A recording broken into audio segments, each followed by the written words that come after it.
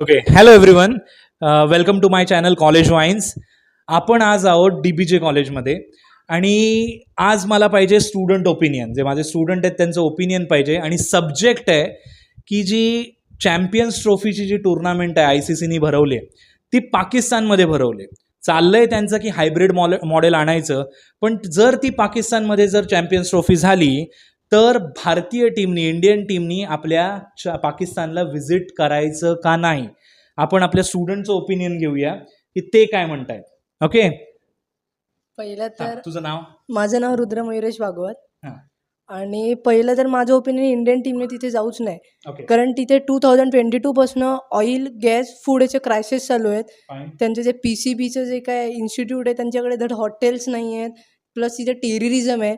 त्यांचं असं प्लॅन पण असं होतं की इंडियन टीमला तिथे गेले त्यांना ट्रॅप लावायचा आणि त्यांच्याकडनं आपण जेवढे त्यांचे टेररिस्ट पकडलेत त्यांना सगळे सोडवायचं की आपल्याकडनं मनी हे करायचं की आपल्याला अटॅक करायचा प्रयत्न करायचा, प्लस ब्लॅकमेलिंग ज्याला म्हणतात. ओके, म्हणजे इंडियन टीमला ते हॉस्टाईल करतील हां. आणि नंतर त्यांच्या ज्या काही कंडिशन्स आहेत त्या कम्प्लीट करून घेतील.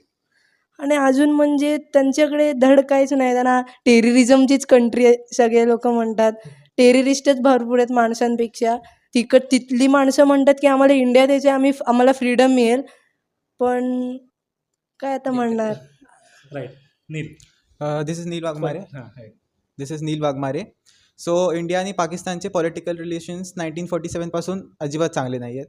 भरपूर साऱ्या टेररिस्ट ग्रुप्स आहेत त्यांच्याकडे, Lashkar e Taiba, Jaish e Mohammed, Hizbul Mujahideen. So Indian team जर त्यांच्याकडे गेली तर खूप चान्सेस आहेत की ते अटॅक होऊ शकतं. जसं की 2009मध्ये त्यांनी श्रीलंकन टीमवर केलं होतं, ते खूप इंजॉर्ड झाले होते. सो चान्सेस तर खूप आहेत. ओके. आणि त्यांचं इन्फ्रास्ट्रक्चर इन्फ्रास्ट्रक्चर वीक आहे. इन्फ्रास्ट्रक्चर टोटली या म्हटल्यावर तिथे आपली जर इंडियन टीम गेली तर अकॉर्डिंग टू नील की त्यांना इन्फ्रास्ट्रक्चर पण प्रॉपरली प्रोव्हाइड केलं जाणार नाही. हॉटेल्स नाही आहेत त्यांच्याकडे, इवन स्टेडियम्स पण. त्याचा जर हाल बघितला तर आत्ता ते स्टेडियम बनवायला लागलेले आहेत. 1200 करोड काहीतरी घातलेत आणि त्यांचं स्टेडियम तयार होत आहे. सो टेररिस्ट कंट्रीमध्ये इंडियन टीमला पाठवायची आणि स्वतःहून थ्रेट स्वतःवर घ्यायचा, त्यापेक्षा हायब्रिड मॉडेल केलेलं बरं असं मला वाटतं. तुला काय? माझं नाव सोहम कोरे आहे. पास्टमध्ये जसे नॉर्मल पॅसेंजर एअरप्लेन होती ती पण त्यांनी हॉस्टाईल म्हणून घेतलेली इंडियाला थ्रेटन करायला.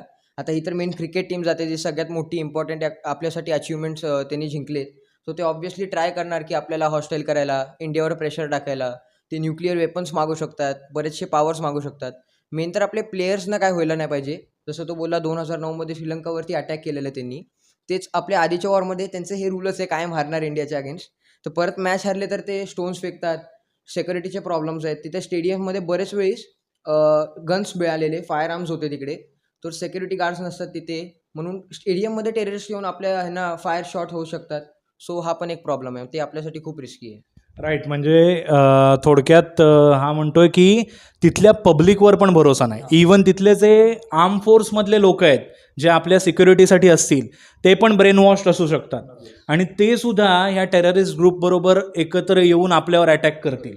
मीन्स कुठल्याही प्रकारे Indian team is not safe. Right, anything from you? आत्ता जे काही स्टेडियम्स आहेत, क्रिकेट स्टेडियम्स पाकिस्तानमध्ये, आत्ता डी कंपनी जी दाऊद इब्राहिमची जी ऑर्गनायझेशन आहे ते त्याच्यावरती राज्य करतं आहे ॲट द मोमेंट, आणि ते बेटिंग वगैरे करतात, त्यांचं सेटिंग लावतात मॅचेसचे. मग काय आपण बोलू शकतो की ते अटॅक करू शकतात आपल्या टीमवरती to mess off their chances. Yes sir, ते मग बेटिंग केल्यामुळे जर त्यांचे ऑपोजिंग टीमवरती बेट लागले आणि ते बेट काय 1 लाख 2 लाख नाही करत, 10 करोड 20 करोड अशी बेटिंग असते. सो फक्त त्यांच्या लॉस नको व्हायला म्हणून ते पण फिक्सिंग असू शकते. अंपायर्सला ते फिक्स करू शकतात, कारण की त्यांची कंट्री अंपायर्स पण आपण काय बोलता येत नाही, अंपायरला पण प्रेशराईज करू शकतात. आणि जे पास्टमध्ये टेररिस्ट अटॅक्स होते फक्त श्रीलंकन टीमवरती नव्हते झालेले, बरेचसे इंडियन फॅन्स होते जे भीती न वाटता तरी गेलेले सपोर्ट करायला, त्यांच्यावर सुद्धा अटॅक झालेला तेव्हा 2009मध्ये. सो बरेचसे असे पॉसिबिलिटीज आहेत की ते फॅन्सला पण हॉस्टाईल घेऊ शकतात क्रिकेट टीम बरोबर. की पाकिस्तानमध्ये जर मॅच भरवली गेली तिथे असे हे पण होऊ शकतात की त्यांना तिथे मॅच भरवल्या त्यांच्या तिकीट सेल होतील, बऱ्याच ॲडव्हर्टाइजमेंट्स आणि हे सगळ्या गोष्टी तिथे होतील. त्यांना म्हणजे फायनान्शियली त्यांना GDP वाढेल, सगळंच ती प्रोग्रेस व्हायला लागेल आणि ती इंडियाला नको आहे. कारण जर त्यांना मनी जास्त मिळाला किंवा त्यांच्याकडे जर पॉवर जास्त आला तर ते सगळ्या पॉवर्स गन आणि मशिनरीजमध्ये घालवतात आणि ज्यामुळे त्यांना इंडियावर अटॅक करते. आणि जे त्यांनी मागच्या जन्मी जे काही त्यांनी केलं आहे, त्यांची जी पापं आहेत त्याची पनिशमेंट म्हणून इंडियाने तिथे जाऊच नये. आणि ते ह्याचा पण राग काढू शकतात की आत्ता जो वर्ल्ड कप झाला त्यासुद्धा ते हरले, त्यासुद्धा ते राग काढू शकतात. कारण त्यांचं असं पण असू शकतं की इंडियाने आम्हाला सगळीकडे हरवलं आहे, तर इथे हरवते का बघू. जर इथे हरवलं तर आम्ही इथेच इंडियाला म्हणजे किडनॅप करू किंवा असं हॉस्टेज करू. इवन बाकीच्या टीम्सना पण धोका आहेच, की फक्त इंडियाला आहे असं नाही, की ज्या बाकीच्या इंडियन अलाइनमेंटमधल्या ज्या टीम्स आहेत, लाईक अफगाणिस्तान असेल, बांगलादेश असेल, जे इंडियाला ICC लेवलला सपोर्ट करतं, त्यांना पण हा थ्रेट असू शकतो. इवन जसं तुम्ही म्हणत होतात की त्यांना पनिश केलं पाहिजे, पण तुम्हाला माहिती आहे का असे कुठले इन्सिडेंट्स आहेत की ज्याच्यामुळे त्यांना पनिश केलं पाहिजे? मेन तर आपला कारगिल वॉर, ज्यात बरेच आपले सोल्जर्स मारले गेलेले. आणि असं पण नाही की त्यांनी हेड ऑन फाईट घेतलेली. ऑब्व्हियसली त्या बॅकस्टेप करायचीच त्यांची सवय आहे. हेड ऑन फाईट घेऊ शकत नाही कारण की इंडियन आर्मी त्यांच्याशी बेटर आहे. आणि असे बरेचसे आपले इंडियन जे होते तिथं राहायचे पाकिस्तानमध्ये, त्यांना किडनॅप केलं गेलं, बरेचसे मेले. रॉ एजंट्स आपले पाकिस्तानमध्ये मेले. बरेचसे त्यांनी जसं मेन काश्मीर आहे आपला, त्यांनी ऑक्युपाय केलं. काश्मीरी पंडित्सला मारलं. तिकडे ऑर्गनायझेशनमध्ये त्यांनी ब्रेन वॉश केलं तिकडच्या लहान लहान पोरांना. सो अशा बऱ्याच गोष्टी आहेत जे आपल्याला मनात ठेवली पाहिजे आणि पाकिस्तानला सपोर्ट नाही केलं पाहिजे.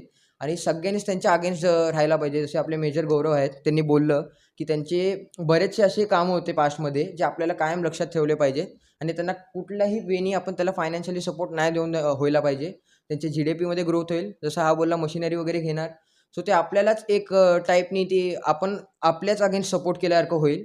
सो सगळ्यांनीच एक ट्विटरवरती सगळेच असतात. ट्विटरवरती हॅशटॅग अजेंडा लावला पाहिजे आता की no Champions Trophy in Pakistan. So Pakistan सगळे डिमोटिवेट होतील म्हणून आणि आपल्यासाठीच चांगलं आहे.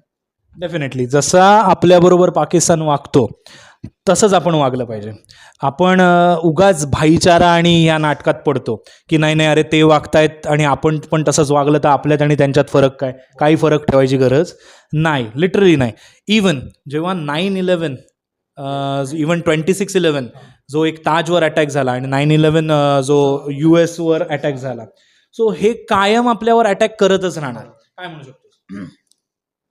आता जे काही पाकिस्तानमधले मेजर प्रोजेक्ट्स आहेत, काही मेजर बिझनेसेस आहेत, इंडस्ट्रीज आहेत किंवा फॅक्टरीज वगैरे, सगळे चायनाच्या BRI प्रोजेक्टवरती चालतात.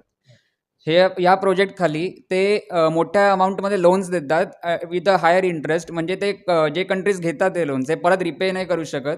आणि शेवटी त्यांना जे काही प्रोजेक्ट्स होते त्यांनी क्रिएट केले चायनाच्या हेल्पनी, त्यांना ते चायनाच्या द्यायला लागतात त्यांना. मग जर आपण आता आपली टीम पाठवली तिथे, ऑफकोर्स तिकडे तिकीट्स घेणार लोक, मॅचेस बघायला जगभराची लोक येणार. म्हणजे it's a profit for them. आपल्याला त्यांना कुठलंही प्रॉफिट पण मिळवून द्यायचं नाही. आपण आता 2 कंट्रीजबद्दल बोलतो. 2 countries are profiting from this, China आणि पाकिस्तान दोघं. आणि इफ दिस प्रोजेक्ट सक्सीड्स तर मग त्यांना BRI म्हणजे असे मोठी आपल्याभोवती एक नेकलेस तयार करू शकतात ज्याच्यामध्ये आपण आयसोलेट होऊ शकतो जगामधून. मग त्याच वेळेला पाकिस्तान आहे, आपण आता बोलणार आहे इकॉनॉमिक आहे काय, फक्त इकॉनॉमी घेऊन काय करणार ते. पण पाकिस्तान जेव्हा पण इकॉनॉमिक काही फायदा घेतं, जसं की त्यांनी US अफगाण वॉरच्या वेळेला ते केलेलं, ते फंडिंग करायला द्यायचे USला तालिबानच्या अगेन्स्ट. त्याच वेळेला ते इकडचे पैसे होते US कडून घेतलेले ते काश्मीरमध्ये घालायचे. म्हणजे फायनली त्याचा यूज टेररिझमसाठीच व्हायचा. मग कुठूनही पाकिस्तानकडे पैसा जरी आला तरी ते अल्टिमेटली त्याचा यूज इंडियाच्या अगेन्स्टच करणार. सो चॅम्पियन्स ट्रॉफीमधनं पण बराच पैसा मिळू शकतो पाकिस्तानला, त्यांच्या GDPमध्ये थोडाफार का होईना हातभार लागू शकतो. सो तो कुठलाही फायदा आपल्याला ॲज अ इंडियन सिटिझन त्यांना होऊ दे असं वाटत नाही. इवन जे तिकडची पब्लिक आहे ते खूप आत्ता, इवन त्यांचे क्रिकेटर्स जे आपल्याला ट्रोल करतायत, त्यातला एक तो तन्वीर म्हणून, I don't know the exact name, हा तन्वीर अहमद, जो 5 टेस्ट मॅच खेळलेला आहे, पण तो आपल्या इंडियाला टार्गेट करतोय की तुम्ही हातात बांगड्या भरा, तुम्ही येऊ शकत नाही, आम्ही आलो. अरे तुम्ही आलात म्हणजे तुमची गरज होती आणि तुम्ही नसता आलात तर तुमची कंट्री तशी आयसोलेट केलेलीच आहे.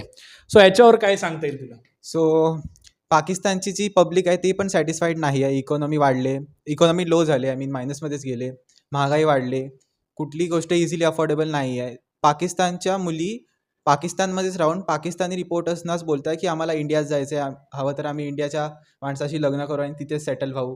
त्यामुळे पाकिस्तानचे सिटिझन पण सॅटिस्फाईड नाही आहे. हे बघून जिन्ना रिग्रेट करत असेल की का असा डिसिजन घेतला मी. राईट, बरोबर. त्या तिथली लोकंसुद्धा अजिबात सॅटिस्फाईड नाही आहेत. त्यांना ज्या बेसिक नीड्स आहेत त्यासुद्धा कंप्लीट होत नाही आहेत. पाणी मिळत नाही आहे, फूड नाही आहे, रस्ते वगैरे, इलेक्ट्रिसिटी. तर रात्री पाकिस्तानमध्ये तर पूर्ण अंधारच असतो, कारण जो कोल किंवा जे लागतं इलेक्ट्रिसिटी प्रिपेअर करण्यासाठी त्याच्यासाठी त्यांच्याकडे पैसा पण नाही आहे. सो या सगळ्या कंडिशनमध्ये जर चॅम्पियन्स ट्रॉफी झाली, त्याला त्यांच्यातनं पैसा मिळाला, तर पुन्हा त्यांची GDP वाढेल आणि ते पुन्हा फालतू इंडियाच्या अगेन्स्ट कारवाया करायला लागतील. सो कुठूनही असं मला वाटतं, इवन माझ्या स्टुडंट्सचं मत पण तेच आहे की चॅम्पियन्स ट्रॉफीसारखा एवडा मोठा इव्हेंट जो ICCचा आहे, ज्याच्यातनं काही प्रॉफिट होईल, ते पाकिस्तानला मिळता कामा नये. जे आपल्याबरोबर ते वागतात तसंच त्यांना रिप्लाय द्यायला पाहिजे. इवन आपले जे पंतप्रधान मोदी आहेत त्यांच्या अगेन्स्टसुद्धा त्यांच्या कायम कारवाया चालू असतात. बरेचसे आता इम्रान खान जो प्राईम मिनिस्टर होता तिथे, तो स्वतः आता मोदीच्या साईडनी बोलतो. नॉट एक्झॅक्टली, बट तो एक म्हणतो की त्यांची आता देश जी आहे ती पॉवरफुल झाली जस्ट बिकॉज मोदी. सो आत्ता जो करंट प्राईम मिनिस्टर आहे तो त्यांना ट्रोल करतो. सो तेच इम्रान खान जर मोदीच्या साईडनी बोलत असेल तर ऑब्व्हियसली काहीतरी कारण असेल की आपण त्यांच्याशी ग्रेटर आहे. एक फिअर आहे त्यांच्या मनात की आपण इंडिया आरामात त्यांना डिफीट करू शकतो. जसं हा बोलला की चायनाचे बरेचसे तिकडे बिझनेसेस आहेत, असं पण असू शकतं. जसं पाकिस्तानमध्ये IS आहे, तसं चायनाचं पण एक सिक्रेट ऑर्गनायझेशन मिळून ते परत तेच टेररिझमवालं ते परत प्लॅन अटॅक करू शकतात. कारण की चायना तेवढंच, जसं पाकिस्तान आहे तेवढंच चायना पण आपला दुश्मन आहे. सो हा पण एक प्रॉब्लेम आहे की चायना पण इंटरफेअर करून आपल्यावर अटॅक करू शकतात. अजून तुम्हाला काय वाटतं, अजून काय पॉसिबिलिटीज असतील की ह्या चॅम्पियन्स ट्रॉफीच्या मागे काही आपण म्हणतो ना षडयंत्र काय असू शकतं का? त्यांचं असं षडयंत्र म्हणजे त्यांचे विचार तसे आहेत. It's a terrorism country. Pakistan हे नाव न ठेवता टेररिझम कंट्रीज ठेवायला होतं. कारण ज्या अर्थी ते सगळ्या टीम्सना तिथे बोलवत आहेत, कशावरनं ते सगळ्या टीम्सना सोडतील? ते सगळ्यांना होस्टेज करून त्यांच्याकडनं सुद्धा ते लुटू शकतात. म्हणजे त्यांचं असं होईल की आपण कुठच्या कंट्रीसोबत मारामारी करू शकत नाही, कारण एक चापड मारलं की आपण पडणार आहे, आपली काय राहणार नाही. त्यापेक्षा आपण त्यांना जिथे थांबू ते आपल्यावर अटॅक करू शकणार नाहीत, पण आपल्याला प्रॉफिट होईल. आता करंटली आपण बरेच असा डेटा बघायला आला आहे की पाकिस्तानची ISI इट्स सपोर्टिंग ISIS, आणि ISIS अशी ऑर्गनायझेशन आहे जे पूर्ण सगळे मुस्लिम कंट्रीज अगेन्स्ट मानतात स्वतःच्या.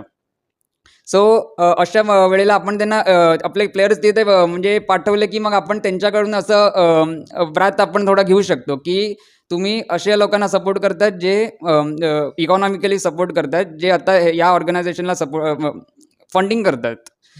मग त्याच वेळेला इराणवर आत्ताच पंगा घेऊन झाला त्यांचा. इराणचं आत्ता असं टॉप मोस्ट कंट्रीजमधलं मानलं जातं.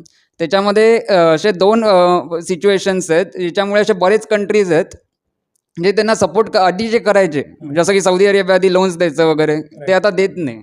It's lost its importance economically and both socially. मग आपण अशा वेळेला जर पाठवले, we are trying to bring them back into the centre stage. दुसरे जसे आपले महाराष्ट्राचे शिवसेनाचे प्रमुख होते बाळासाहेब ठाकरे, ते पण ह्याच्या अगेन्स्टच होते. ते असताना कधीच पाकिस्तान इंडियामध्ये आलं नव्हतं. सो ते आता नाही आहेत आपल्याबरोबर. तर आपण पण इंडियाची टीम पाकिस्तानमध्ये नाही पाठवली पाहिजे, त्यांना मानलं पाहिजे, त्यांची आपण एक रिस्पेक्ट ठेवली पाहिजे. ते जसे पाकिस्तानचे प्लेयर इथे रिक्वेस्ट करण्यासाठी आलेले, तसे पाकिस्तान आपल्याकडे रिक्वेस्ट केला यायला पाहिजे की असं नका करू. सो ते पण एक रिव्हेंज टाईप होईल. आणि बाळासाहेब ठाकरे ऑब्व्हियसली सगळ्यात बेस्ट मानले जातात महाराष्ट्रातले, तो त्यांना एक रिस्पेक्ट पण होईल. आत्ता आपल्याला स्टुडंट रिॲक्शनमध्ये किंवा स्टुडंट ओपिनियनमध्ये एक गोष्ट कळते की Pakistan is no doubt terrorist country आहे, आणि तिथे जर आपली टीम गेली तर त्यांना डेफिनेटली जीवाचा धोका असू शकतो, आणि त्यांच्याबरोबर कुठल्याही टाईपचं आपण म्हणतो तसं बिहेवियर होऊ शकतं. त्यांना हॉस्टाईल पण केलं जाऊ शकतं, आणि त्या चॅम्पियन्स ट्रॉफीमधनं जर पाकिस्तानला फायदा होणार असेल तर तो कुठल्याही इंडियनला तो नको आहे डेफिनेटली. आणि म्हणून असं ओपिनियन सगळ्यांचं येतं आहे की चॅम्पियन्स ट्रॉफी ही हायब्रिड मॉडेलवर खेळवली गेली पाहिजे, समवेअर UAE किंवा आणखी दुबई वगैरे तिथे, पण पाकिस्तानमध्ये नको. राईट. So thank you.